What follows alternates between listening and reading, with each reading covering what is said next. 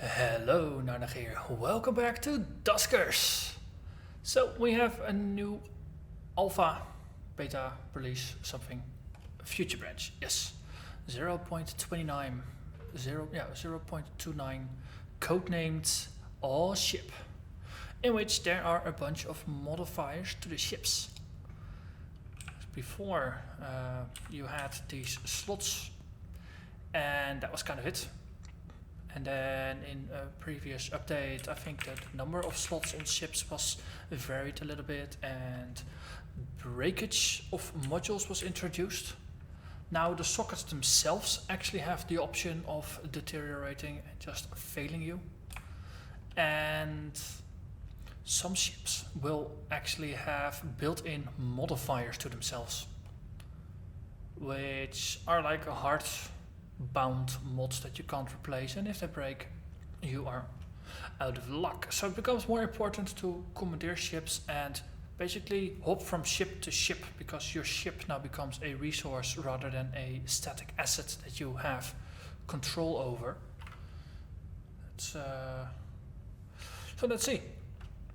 From last time we have our drones, mostly alive still. Also, I think there's a limit on the number of drones you can have. I'm wondering where that is shown.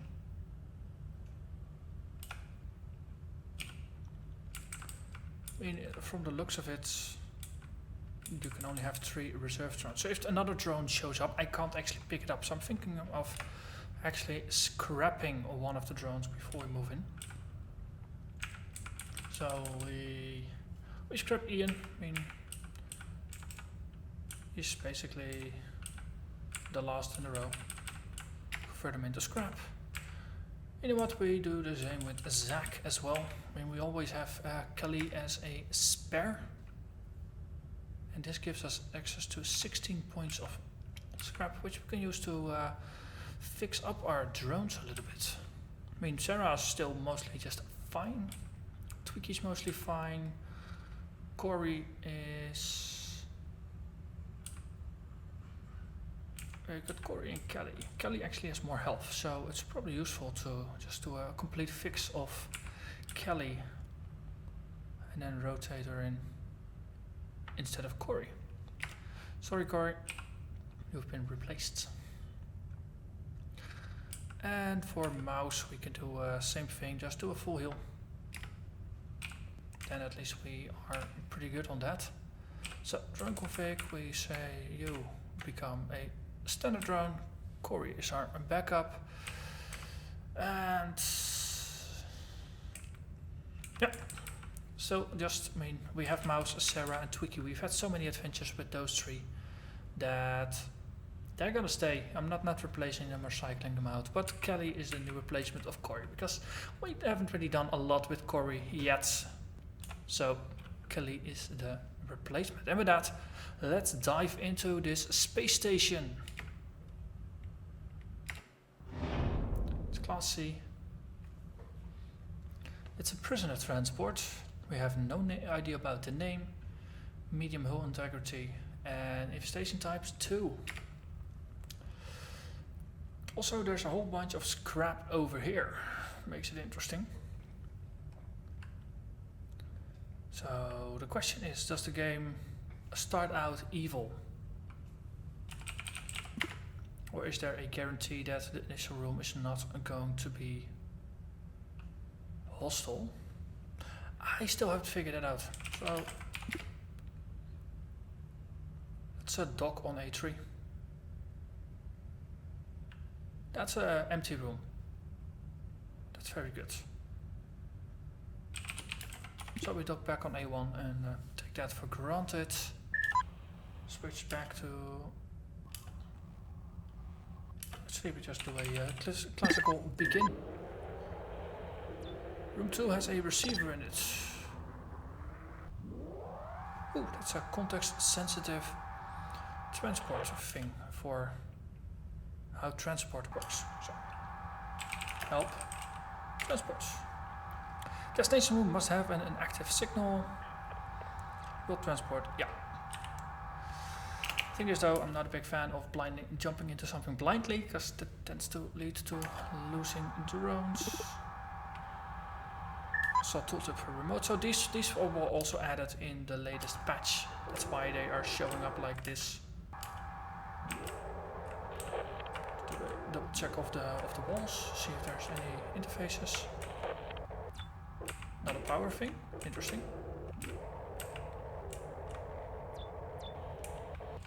That's a interface.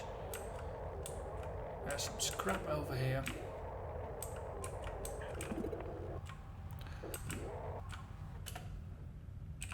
Okay, so let's do a gather. Do an interface.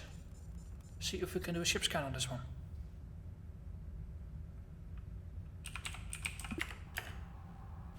Oh, it's not powered. Okay.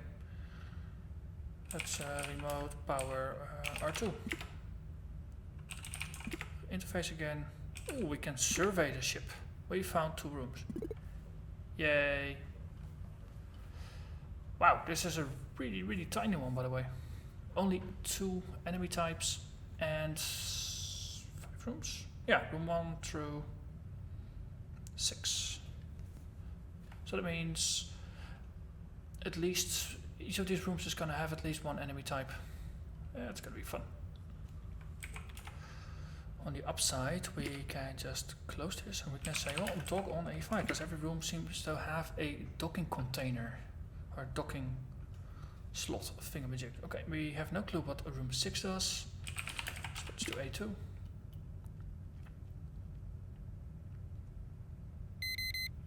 We have something nasty in there. And we dock on A4. So we can say we flag R5.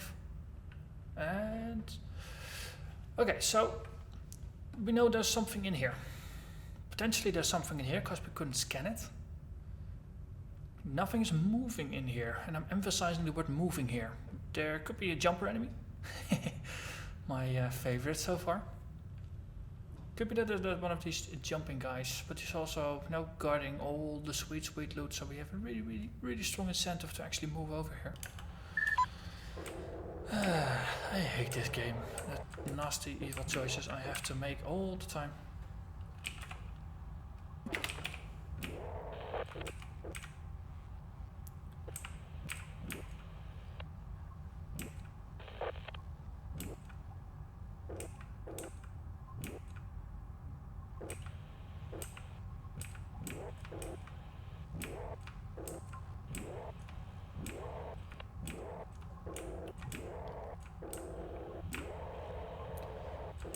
Okay, so this looks like this was just paranoia and my fears were unwarranted. Well, if this game ever needs a different name for some kind of weird trademark thing or something, they could just rename it to Paranoia the game. That's definitely what it does for me. I so don't want to lose my drones, so I become pretty paranoid about just monsters potentially being everywhere. Okay, so let's see. Dock a. Well, we have a lock on here. So what if we navigate 1, 2, or 2, and we close the door again behind us? Because now there's nothing in here anymore. Okay. Now we do a D10, we open up the door, see if we can lure whatever was in here over there, and we can close the door afterwards. Yeah man, slowpoke. Yeah man. Good. Alright, then we can do a dock on A2. We move over, we use our scanning magic to see if there's something remaining in here. Nothing is remaining. Most excellent. Okay. So actually we have nothing to lose, so we just airlock and we re-airlock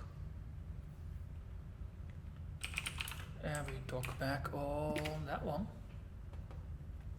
We see if indeed everything was sucked out. Yay, everything was sucked out.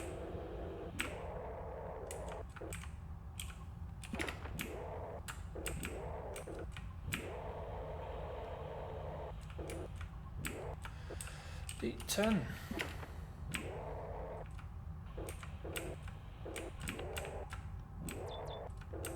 Ooh, this is a treasure trove and it has a vent in it. I really don't like vents. Gathering fuel, jump cells. Ooh, we got a jump cell. That's nice. We were actually lacking those. Okay. Okay, so let's repeat the same trick. Dock on A2, open up in D8, see if we can get something moving over.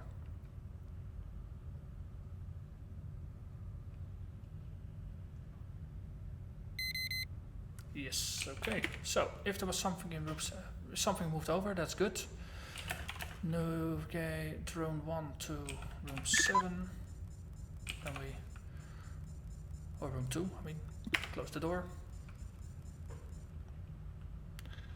And then we open up D10. What? Oh, that's just a transporter thing, yes. Close the door again, okay, excellent.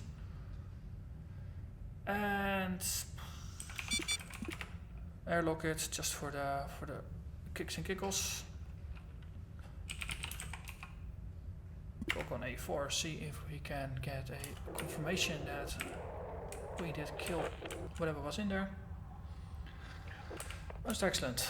Okay, so we can do we move back over. We can open up this door. Ooh, where did that come from?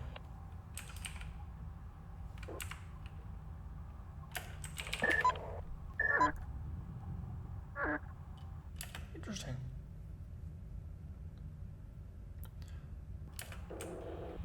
Yes, and the scanning here is just paranoia, and I guess my paranoia was warranted. Some rooms do have more than one enemy.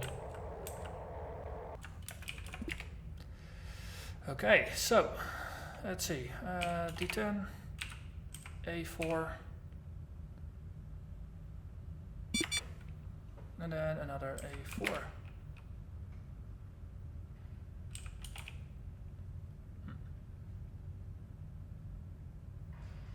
I don't want to open up the airlock too long, because I want to prevent the room from becoming irradiated. Okay. Like so. Let's also double check that the room is empty. Yes, okay. Dock A2, open up D8.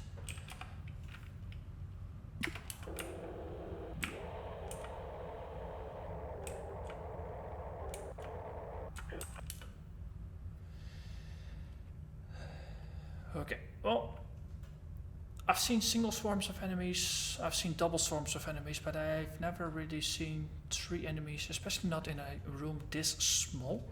So it seems like we can chance it. Oh, that was just a transporter signal, not something actually scary. Okay, and that was it for the mission. So let's see, close D8, D10, actually just close all, open D6, dock on A1, then we open it and then we just end it.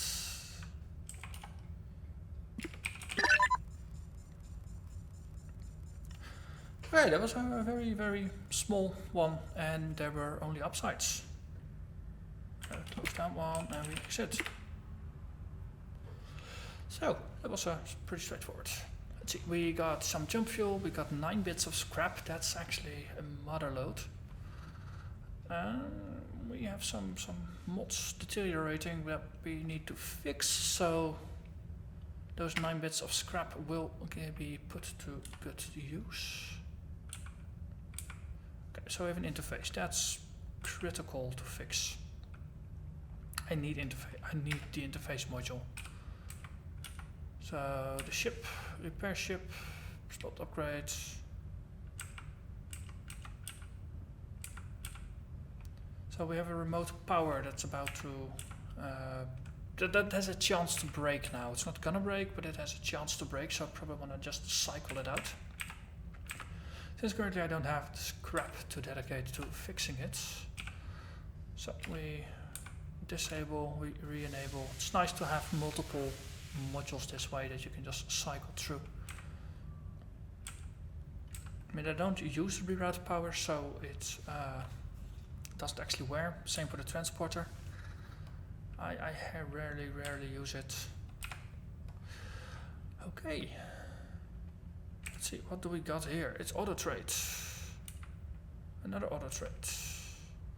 Oh, we got 6 bits of propulsion fuel. Actually, we have a capacity limit of 6. Some ships actually might have more, so that's also something to keep in mind when picking what shares to commandeer. If you got more fuel, then you actually can do more traversing of the local space. So what do I want to do? If I want to check both of the auto traders out, it's going to cost me some fuel, and then I'll have, after this one, I can jump here. Oh, fuel depot, that might be nice to fuel another trip. So, current game plan, let's go here. Let's board. It's a trader. Please, find some cure. Your life expectancy isn't long. Do something with it. We need an early stage of the disease. We can get a ship infected for at least a year. We have a chance. Blah, blah, blah. Okay. So they got a lure, they got a motion sensor. Okay, I got a motion sensor that's a bit worn. But also I think all the mods I got currently are pretty crucial. I could sell one of the remote powers. They don't want it because it's damaged, I suppose. Oh wait, they only have 5 scrap. That's annoying, actually. If they have 5 scrap and I got 1, there's 6 in total. So that means unless I manage to give them 1 point of scrap, I can't actually trade for half of the items because they just can't afford. This seems in either an oversight. No, from a development point of view, always make sure that the auto trader has enough scrap to buy the most expensive thing I got, so trade can happen, especially for ship upgrades. They're not that it's not weird to have them. Alternatively, trade interface could be more of a trade.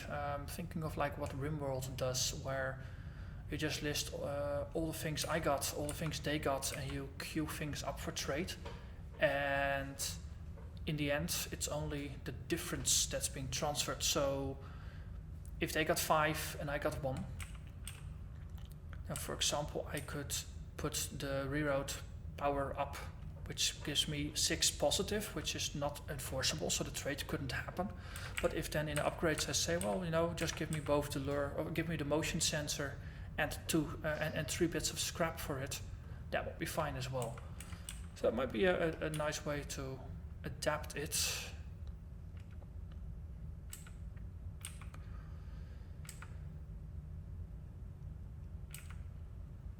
But for now, I want a stealth module, so let's have a look at the other one. Let's see, it's notice pilot splitting a comparative algorithm to every research outpost we can contact. Currently contacted are listed below. Okay. Let's see, we have more luck here. Ooh, stealth. I see stealth. Also, they got 17 scrap, which is good. So, broken remote power. Thank you, go. Transporter is useful to get to connect to some things, so I want to keep it. But stealth field, come to Papa.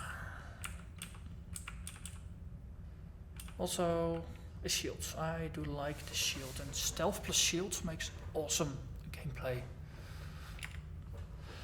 Oh yeah. So next episode, I'm gonna play one of the drones as a stealth drone. Stealth plus shield bite each other actually, don't they? I think so. But for panicky situations, turning on a shield instead of the stealth might be useful. It's useful to have. So, drone config. Kelly is gonna be our sneaky. Is she gonna be our sneaky? Actually, no. Mouse is sneaky as a mouse, right? So, tow is out, stealth is in. Then, main Twiki we can probably just gonna put down somewhere and do motion sensing with. So, give you a shield. And give you, no actually, let's make Kelly useful. Give the tow and the shield to Kelly. If we have something to tow or something dangerous, we can have Kelly go through. And this is more for, it actually fits with the theme of having an emergency drone. I mean, these are the three primary drones and Kelly is the emergency drone. If one of them gets stuck, we can enable the shield, because it's disabled by default. Move in, tow the drone out, and actually have a chance of coming out alive. So, yeah. It's gonna be fun. So we jump over to the fuel depot. And next episode we're gonna go in. So, as always, I thank you very much for watching and I hope to see you again next time. Bye bye.